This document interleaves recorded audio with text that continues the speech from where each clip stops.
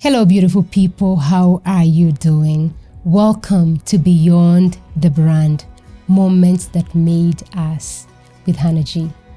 This is a place where we tell and listen to branding stories. When I ask you to think about a brand that you love, that you admire, a powerful brand, I know what most people will see, because when we look at the big brands, the things we see is the glamour, the success, the beauty, the power, the money. And this is what I like to call the tip of the iceberg. But there are things beneath the iceberg that we never ever get to see. Or should I say, we probably don't even want to see. Because for a brand to become what it is, the powerful brand that it is, it has gone through things like late nights, blood, sweat, hard work, persistence, a lot of no's, rejection, and it's hard. And these are the stories that make up a brand. I like to say that brands are made around three things: a love story, a backstory, and a gap story. So I want you to go and grab a cup of tea. Come join me so that we can listen to these stories. And these are the moments that made us.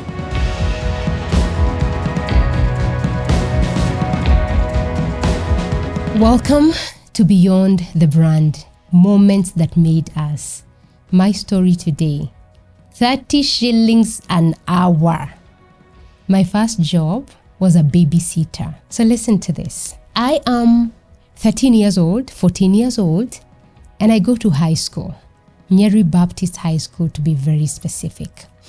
Now, this is a school that was a missionary school, and if you listen to my backstory, you will know that I grew up in a missionary place. I grew up in Tigoni, in Limuru, and to be very specific, in Brackenhurst. Brackenhurst was full of missionaries. So of course, when I finish primary school, where do you think I'm gonna go? Of course, I will go to a missionary school. So Nyeri Baptist was a school that had a lot of missionaries.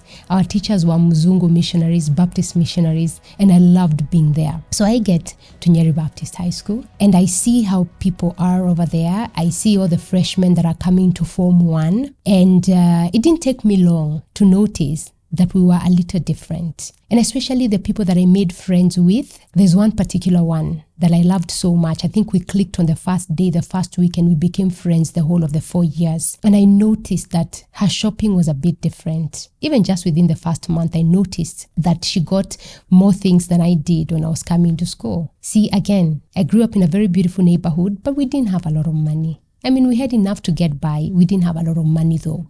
And so, of course, when I was going to high school, I carried the basics. Which are the basics, if you can remember? If you went to a high school like mine, the basics were you have tissue, you have soap, you have sanitary towels. As a lady, you have cocoa. Oh, actually, cocoa was not like a basic because you really didn't have to carry the cocoa. But really what you have is the basics and your Vaseline here and there. And that's what I had. But when I go to school and I meet this girl and a few others, and I look at their metal boxes, we used to carry the metal boxes that you used to lock with a padlock, right? I look at them, at their metal boxes, and there was something extra. Some of them carried juice. There was a few things over there that were a little bit extra. Oh, and some had perfume, by the way. Good lotions, things that I didn't have in my box. And of course, as I'm interacting with them, I'm thinking, this would be very good to have. And our parents would come for Parents' Day. But also, I know, season when the parents come for Parents' Day, the things that I get are not the things they get. They get more, you know. And me, as a very young person, from a very young age, I always wanted more. And so I started thinking, how can I start making more? Or rather having more. And I knew very well that I needed to do something for me to make more. I remember at some point, I even had asked this friend of mine that I had made, because she had money. She had pocket money. I didn't have pocket money. So I remember at one point, I'd even asked her to lend me 170 shillings because you see these very big boxes of cookies, Britannia, nice biscuits. They used to cost, a big box you would buy at 170, but then in that box, there used to be like 300 pieces. I don't know if you guys, did this in high school, but there would be like 300 pieces in that box. but it would cost you 170 shillings. And so I said, give me 170 shillings. I will buy this box of cookies, and then I would sell them 1 shilling a cookie so that I can make the extra. And I did that, but trust me, I probably would make like 30 shillings. And the reason I would make 30 shillings or 50 shillings is because most of them came broken. And there's no way you could sell the broken pieces to people. So the broken ones we would eat, and then we would sell only the ones that are not broken. So that business at some point was not even making sense. But she was very generous and very gracious to me to keep giving 170 whenever I needed. And I would buy cookies, I would sell them, I would make something for myself. And that something for myself I would keep, so that when I go back home or I go to a shop, I would probably buy a small lotion. You know, I think it used to be like, what kind of this Imara? Was it, I don't know, Nivea? I don't know, those kind of lotions, but I just want to smell good as a lady. So 30 shillings an hour. This is how it came about. That was my very first job, proper job, paid job, was as a babysitter. So this is what I did. I remember the very first time in high school, I didn't even go to midterm because midterm was a waste of money for me. First, I don't even have the money to do the fare to Tigoni and then back. After 3 days, it was a waste of money. And then even if I go, what am I going to do so that I come back home, back to school with what? So I remember the very first time I didn't go to midterm. And there were other kids also who are left in school, just doing funny things there, just maybe working, maybe doing whatever, reading, because you couldn't afford to go. And they were very gracious to us in school to let us stay in school. But that was the only time that I didn't go home for midterm, because after that, the game changed for me. And it was on my own terms. Because when I went home now for my long break, I decided that I needed to work. Remember, my mom didn't tell me to work. For her, she was providing the basics. And the basics were enough, according to her, isn't it? But for me, I wanted perfume. I wanted my hair to be made good. I wanted to, blow dry my hair before I go to school. I wanted more.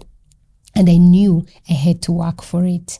So when I went back home for the long holidays, I decided I had to look for a job.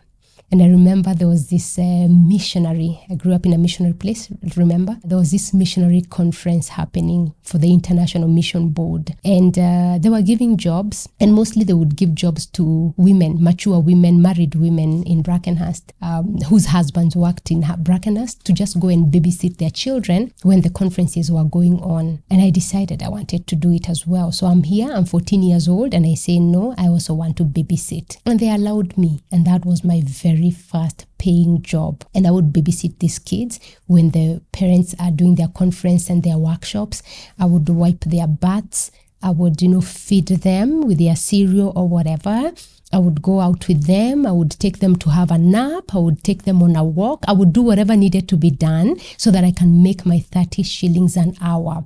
So for me, my school holiday was working and working and working. If I did not work at the babysitting place, I would work in the library. If I didn't work in the library, I would go look for a construction site where people are building, and I would make mandazi and uji, and I would sell, because I decided that I needed to make money for when I go back to school.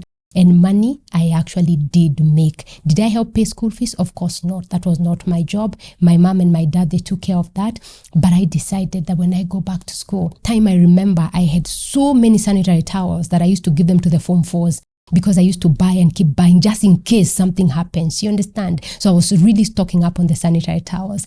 But I would buy, at some point I even went with Milo. I would have all those things. So my game really changed because I started making money. Probably not every school holiday offered me work, but the times that I got work, I actually did get to have work. So if you ask people from my high school, they can't even tell you that I was a poor kid. Actually, I don't think I was a poor kid, but they probably did not notice that I didn't have money from my family, because we always had money to get by, because I decided that I had to work. And so there's so many lessons, and there's so many things that really shaped me from just that experience of working on school holidays and making 30 shillings an hour. I would work for probably 6 hours, 7 hours, get my 210 shillings, and then I would make sure when I'm going back to school, I have something that I'm going with. And this is the time that I kept thinking, making money is so good. When you earn money, you actually love it even more. And so again, going back to my personal branding story and the moments that made me, there's some lessons that I picked that probably could be of help to you today. And the first one is, If you want something, you must work for it. I like to say, don't wish for it, work for it. So I'm over there, I'm looking at all these things that these other kids have. I don't have them.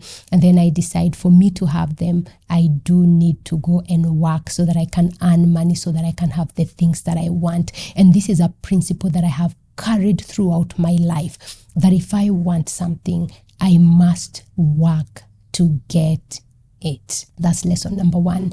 And also, you have a choice, because there are people who want money and they do things that are not moral for them to get the money. You have a choice. But I decided I was gonna go the direction of working for it, because when you make that money from hard work, it's very, very sweet. The other lesson is that there is no job that is too small when you have a vision, 100%.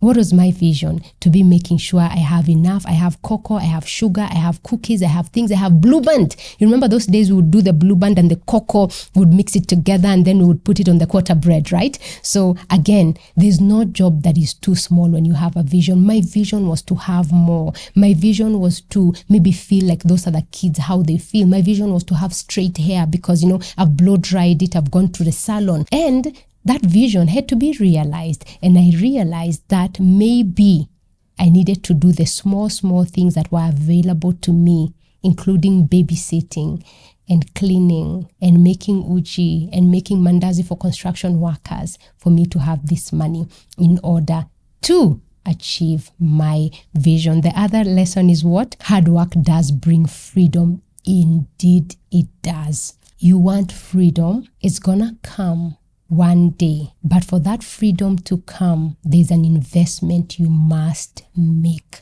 There's a cost.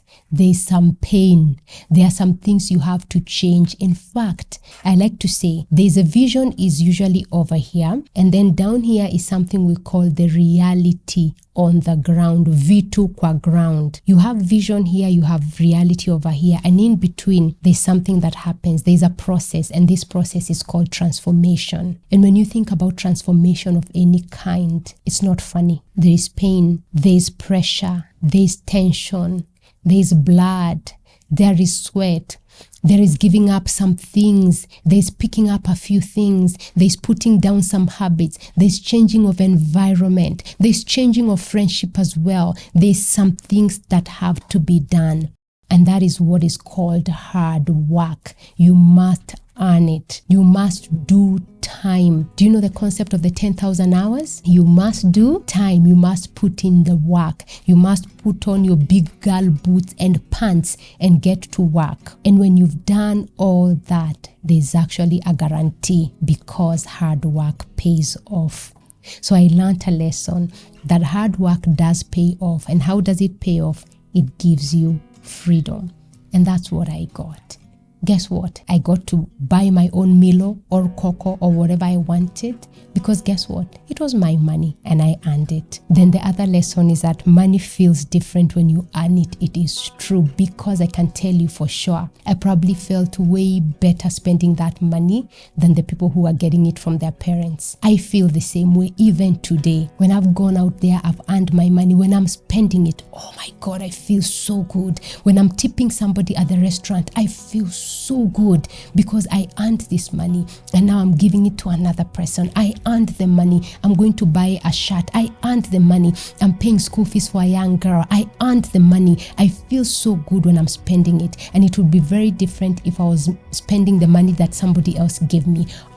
Ladies, making your own money with hard work and sweat, it feels amazing. The other lesson is you must start where you are. Absolutely.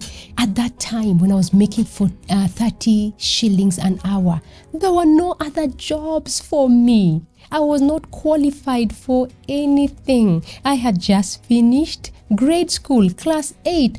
What do I know? Isn't it? And so I had to start from where I was, with where I was and with what I had. And all I had was, of course, I'm 14 years old. I can take care of kids. Come on. I can wipe butts. What is wiping a butt? Isn't it? I can make tea. I can make uji. I can make mandazi. My mom had taught me very well. By the way, she used to bake very, very good. Yeah. So she had taught me so well. And these are the lessons that I picked. And that's what I used to get to where I wanted to go at that particular time. So whenever I hear people saying they're waiting for a moment where they'll make 100,000, they're waiting for a moment where this will happen, it will never come a time where you actually have everything in order.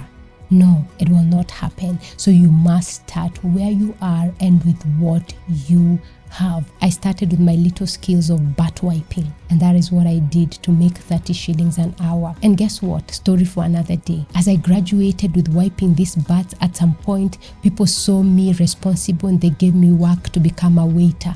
At some point they saw me responsible, they gave me work for library. At some point they saw me responsible, they gave me work for a receptionist. At some point they saw me even more responsible, I worked for multi-choice. At some point I got even more responsible, I worked with an investment bank.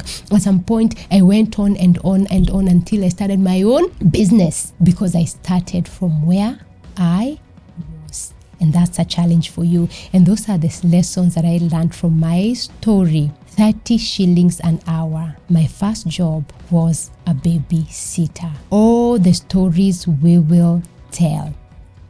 Moments that made us.